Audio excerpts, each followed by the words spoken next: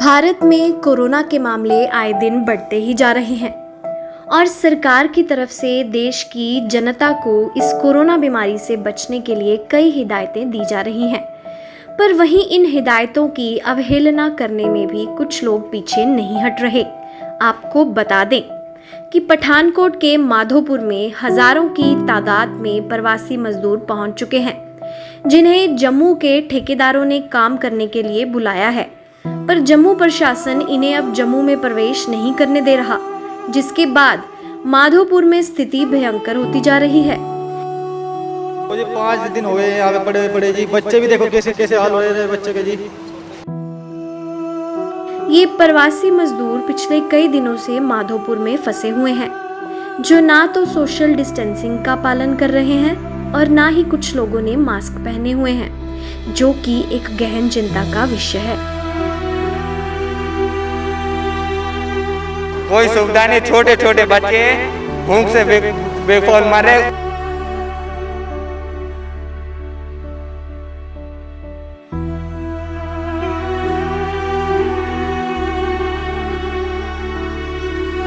Corona तो पहले मारेगा, नहीं तो इससे पहले हम मर जाएंगे, भूख से पहले मर जाएंगे।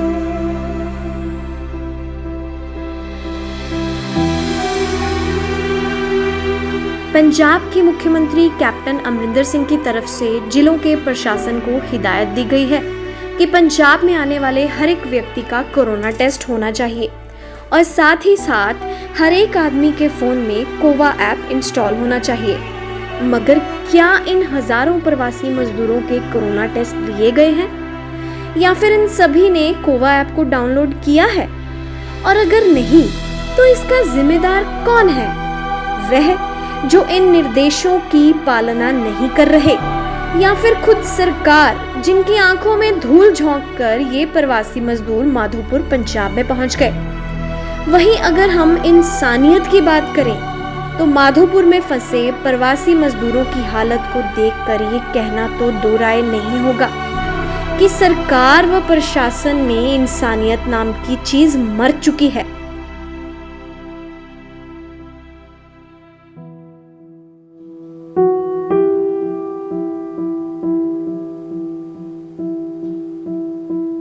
आप देख सकते हैं कि इन प्रवासी मजदूरों के साथ कई बच्चे भी हैं, जो इस स्थिति में सड़कों के किनारे खुले आसमान के नीचे अपना वक्त निकाल रहे हैं। ना तो इनके खाने का बंदोबस्त किया गया है और ना ही इनके रहने का।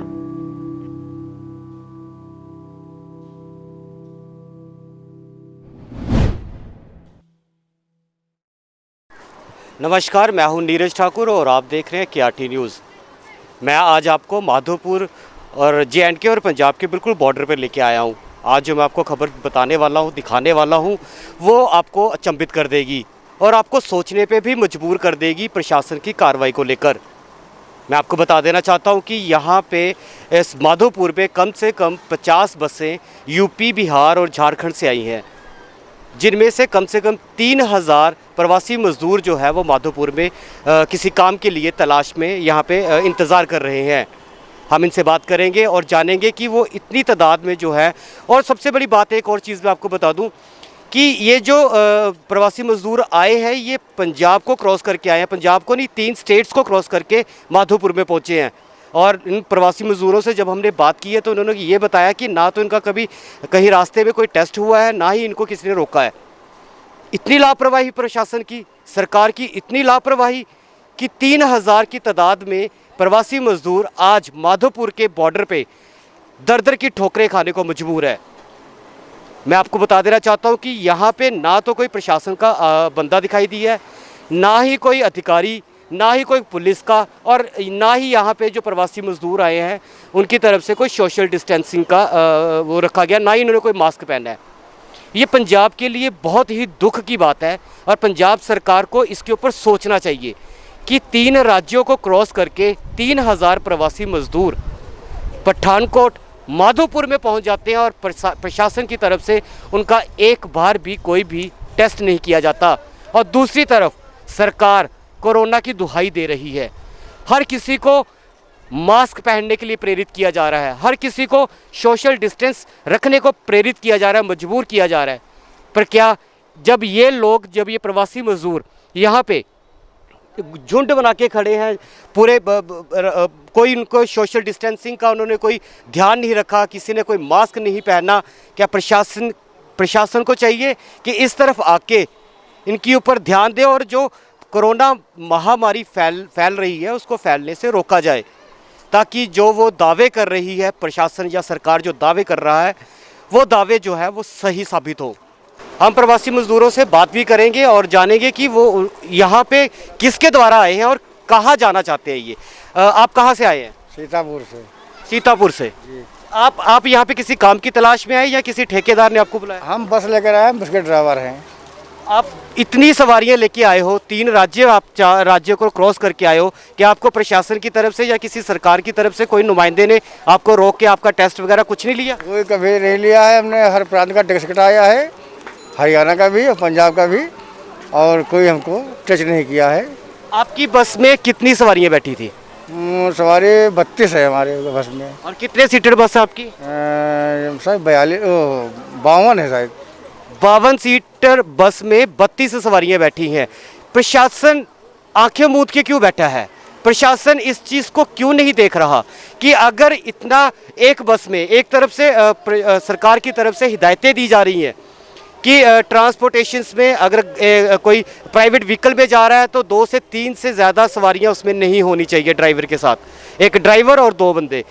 जब ये बसें 52 सीटेड बसों में 32 सवारियां जब आ रही हैं तो क्या रास्ते में कोई भी प्रशासनिक अधिकारी, कोई भी सरकार का नुमाइंदा इनको देख नहीं पाया? क्या इनके ऊपर कोई कार्रवाई नहीं की गई? हमारे साथ और भी यहाँ पे मौजूद है। कहाँ से आए हो आप? हम बरेली से। बरेली से। कहाँ जा रहे हो आप? कश्मीर जाना चाहते हैं। कश्मीर जाना चाहते हैं। आपको पता है कि कोरोना महामारी में ये सब बंद था, तो आप कैसे निकल आए?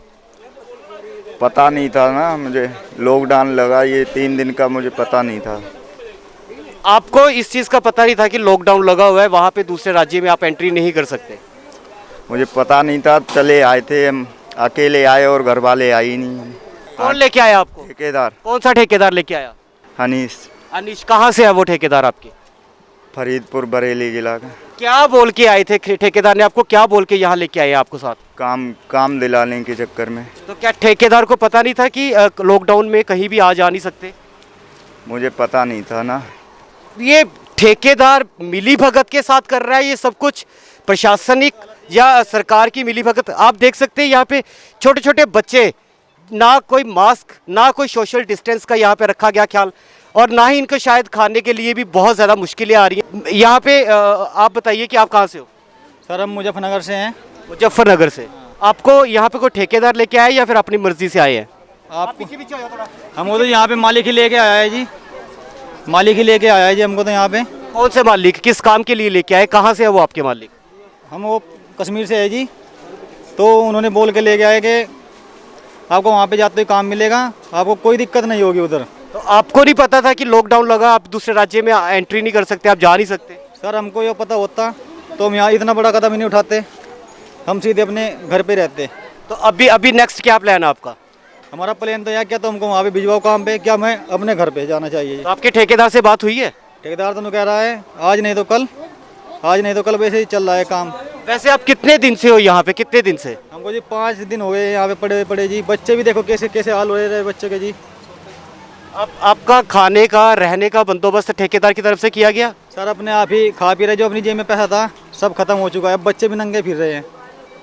आप देख सकते हैं कि ठेकेदार ने बुला तो लिया, पर ठेकेदार ने इनके साथ इतनी बेइंसाफी की है कि ठेकेदार ने लॉकडाउन में इनको हज़ारों मील दूर से यहाँ पे बुला के अपने J&K में एंट्री काम करने के लिए बुला रहे थे। बट सबसे अफसोस की बात तो ये है कि जब ये 3 स्टेट्स को जब ये प्रवासी मजदूर पार करके आए हैं, तो क्या 3 स्टेट्स की सरकार या प्रशासनिक अधिकारी किसी ने कोई सुध नहीं ली?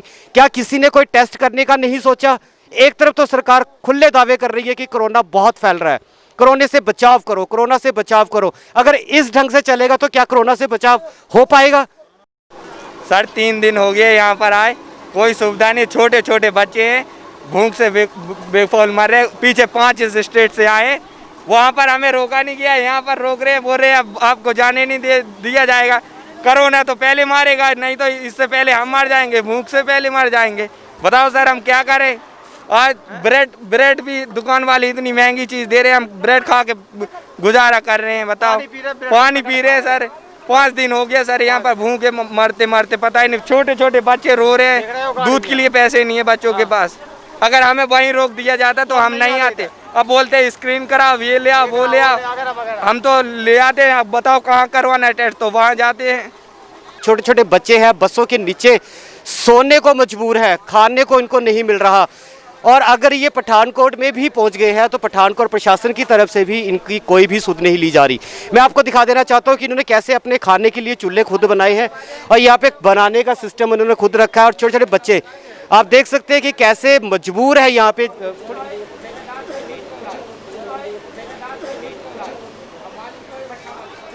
तो सरकार को भी चाहिए कि इनकी सुध ले, और जो ठेकेदार, जिस ठेकेदार ने इनको इतनी दूर से यहाँ बुलवाया है और उसके बाद उन्होंने जम्मू में एंट्री नहीं करवाई, सरकार और प्रशासन को चाहिए कि उस ठेकेदार के ऊपर सख्त से सख्त कार्रवाई करे। क्योंकि एक तो लॉकडाउन था, सरकार की हिदायतें थी कि कोई भी दूसरे राज्य में नहीं जा सकता, कोई भी इंसान, कोई भी व्यक्ति दूसरे राज्य में एंट्री नहीं कर सकता। बावजूद इसके JNK के ठेकेदारों ने इनको दूसरी स्टेट से मंगवा के माधोपुर में इकट्ठा कर दिया और यहाँ पे 3000 से लेके 5000 की तादाद में प्रवासी मजदूर इकट्ठे रहने को, जो सरकार की, प्रशासन की शरेआम धज्जियाँ उड़ा रहे हैं, उनके आदेशों की धज्जियाँ उड़ा रहे हैं। और ना ही प्रशासनिक अधिकारी, ना ही कोई सरकार का नुमाइंदा अब यहाँ पे इनकी कोई सुध लेने के लिए पहुँच रहा है। मैं नीरज ठाकुर, कैमरामैन भरत शर्मा के साथ, KRT न्यूज़, पठानकोट।